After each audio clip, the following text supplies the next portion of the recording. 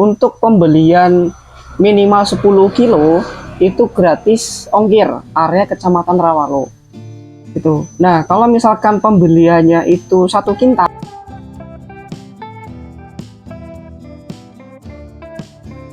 kita sudah sampai tempatnya guys, langsung saja. Assalamualaikum.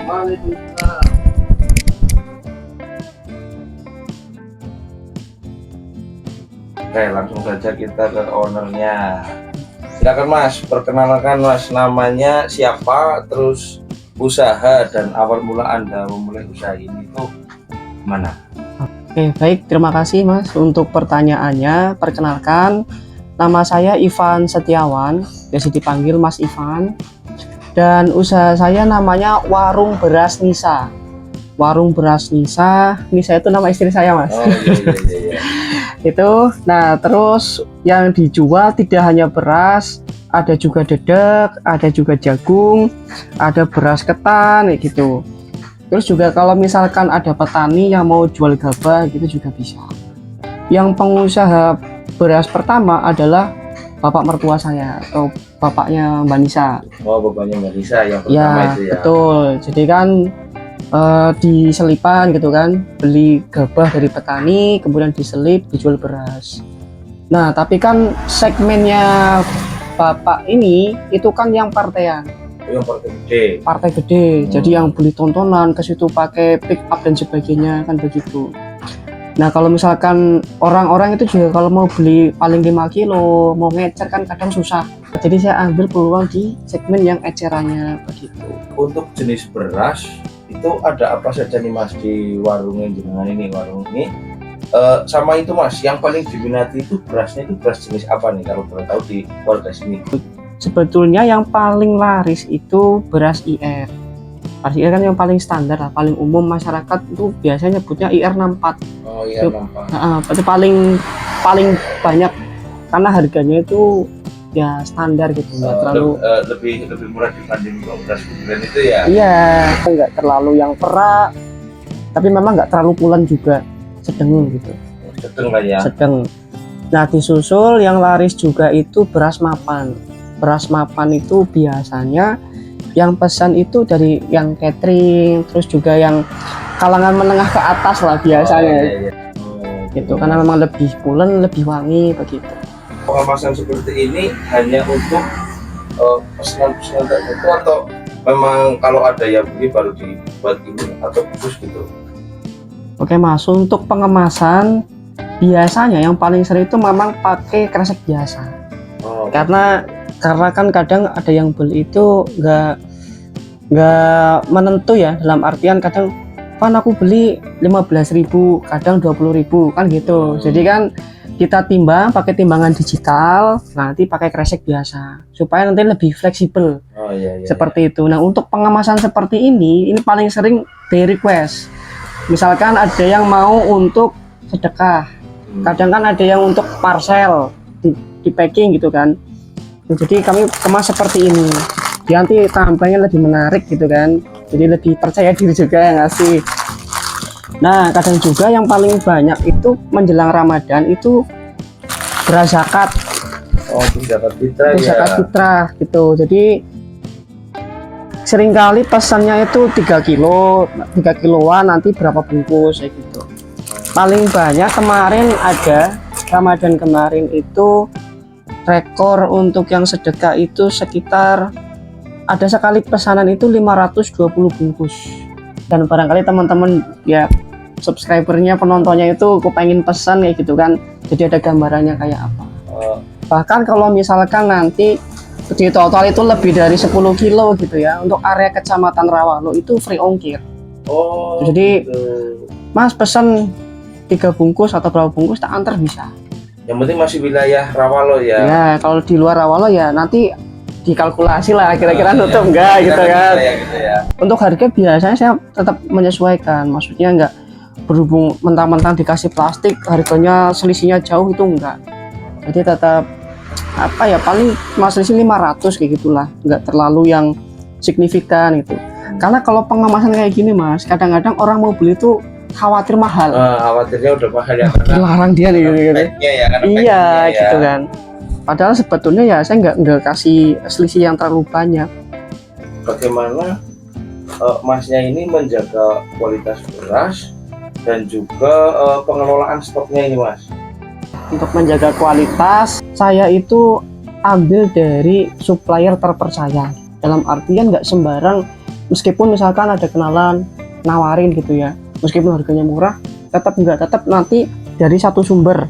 Karena bapak saya itu menjaga kualitas. Jadi misalkan beras apa ya sudah nggak dicampur-campur gitu loh, Mas. Oh, memang benar-benar mempertahankan. Karena seringkali terjadi kalau misalkan nanti kadang ya demi keuntungan dicampur sama mungkin beras yang kurang bagus ya gitu ya, nanti efeknya berasnya nggak enak, nanti pelanggan jadi pada kabur ya gitu kan. Kemudian alhamdulillah juga kan selalu fresh karena bapak itu kan ambil dari petani, nah kemudian langsung digiling, nah langsung jadi beras kan gitu. Jadi tidak di gudang lama gitu kan, stok lama baru dikeluarkan, ditimbun dulu tuh enggak. Jadi fresh gitu. Jadi memang untuk stoknya itu selalu fresh ya. Selalu fresh, dan alhamdulillah juga malah seringkali itu kekurangan.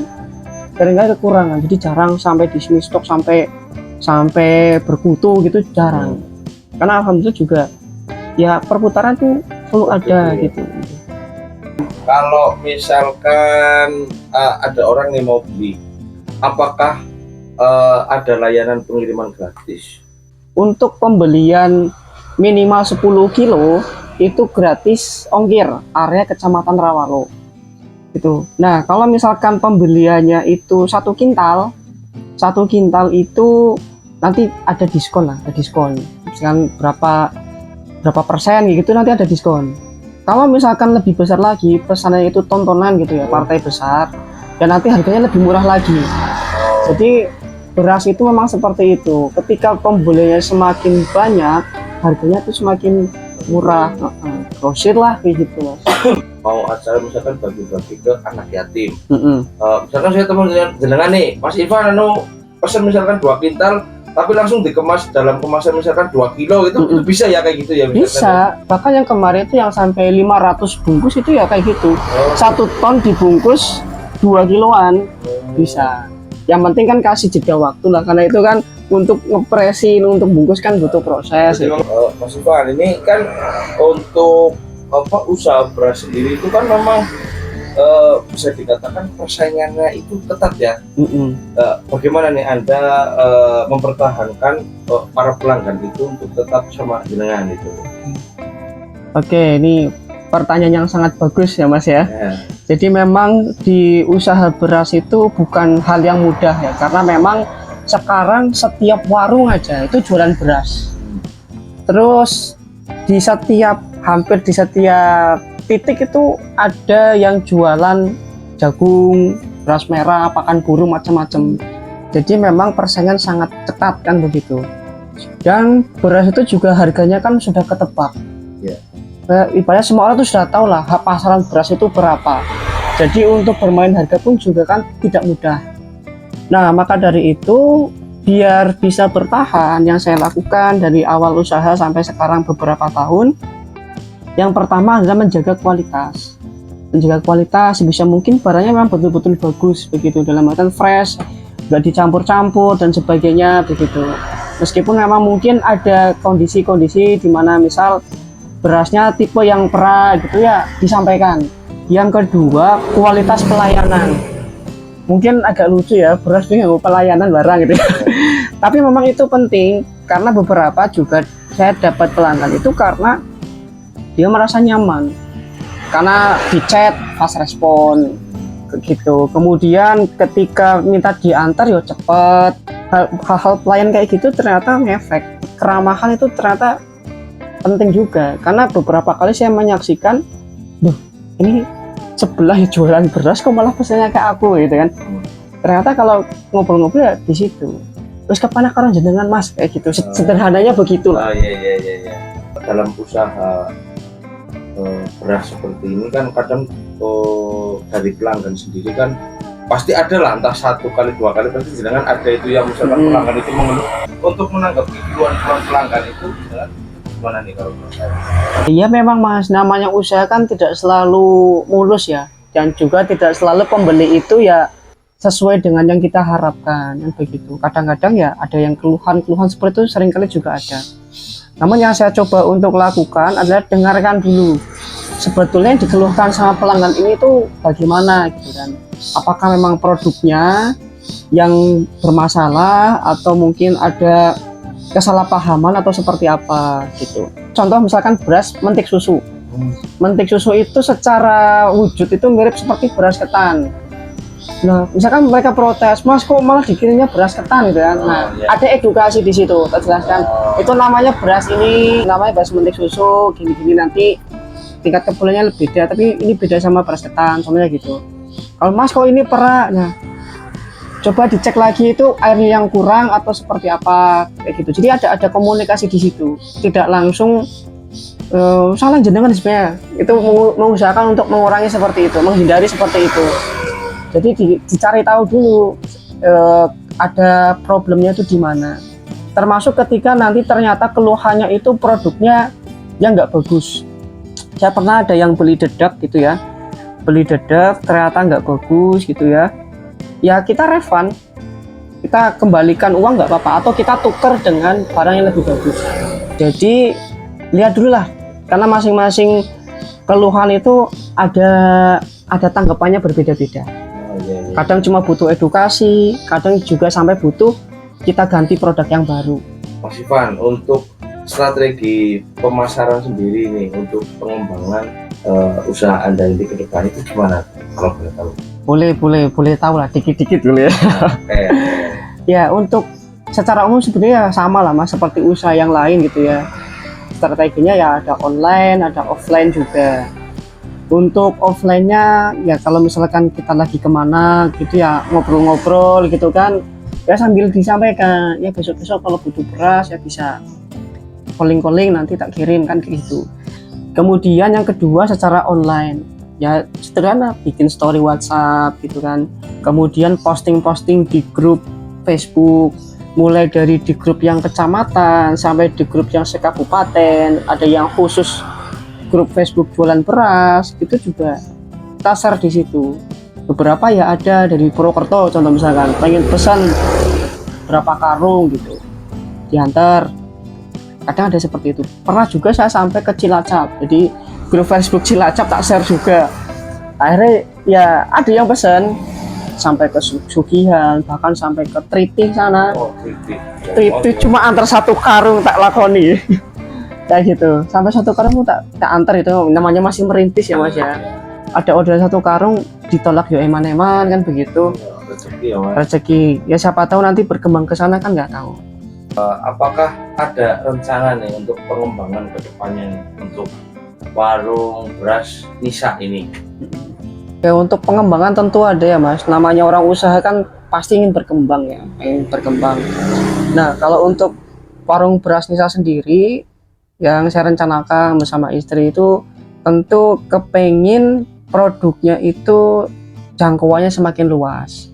Kalau sekarang mungkin masih di area Rawalo, masih banyak yang ecer gitu ya, partai besarannya masih terbatas, dan baru di Ramadan gitu yang paling melonjak gitu ya. Pengembangannya kepengennya ya skala ketika Ramadan itu bisa di setiap bulan. Harapan saya itu bisa di packing seperti ini itu supply ke minimarket atau ke warung-warung, contoh seperti warung Nur umpamanya gitu ya. Misalkan disuplai ke situ, toko-toko, harapannya ke sana. Kalau misalkan kebutuhan untuk packingnya semakin banyak kan jadi bisa membuka lapangan pekerjaan kan begitu. Untuk yang terakhir nih Mas, kalau bagi sobat toko Nur TV nih, kalau mau menghubungi itu alamatnya itu di mana? Kalau misalkan langsung survei ke sini.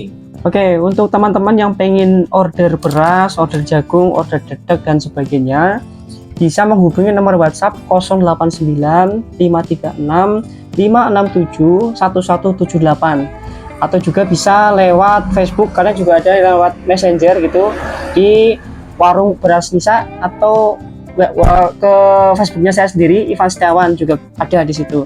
Atau kalau mau langsung datang ke sini bisa di Jongkeng, Desa Banjarparakan, RT 1 RW 3, Kecamatan Rawalo, Kabupaten Banyumas. Itu. Kalau ancar-ancarnya bisa dari PLN, sebelah PLN masuk, mentok ada masjid belok kanan. Rumahnya itu di sebelah selatan jalan, itu nanti kelihatan. Atau bisa juga dari Balai Desa Menganti, tinggal lurus. Gampang dicari. Di Google Maps juga ada warung beras Nisa. Oke, Sobat Toko Nur TV, kalau mau cari beras, jagung ataupun yang lain nih bisa langsung datang langsung ke warung beras Nisa. Alamatnya sudah ada. Untuk harga juga menyesuaikan ya, dan banyak promo juga. Jadi yang mau dapat fitrah ataupun mau untuk pesanan misalkan sotako atau yang lain itu bisa langsung menghubungi ke Mas Ivan ataupun langsung ke alamat. Jadi sekian dari Toko Nur TV. Nantikan kunjungan kita di UMKM yang selanjutnya. Assalamualaikum warahmatullahi wabarakatuh. Terima kasih Mas. Ya, sama-sama. Makasih juga Mas sudah berkunjung.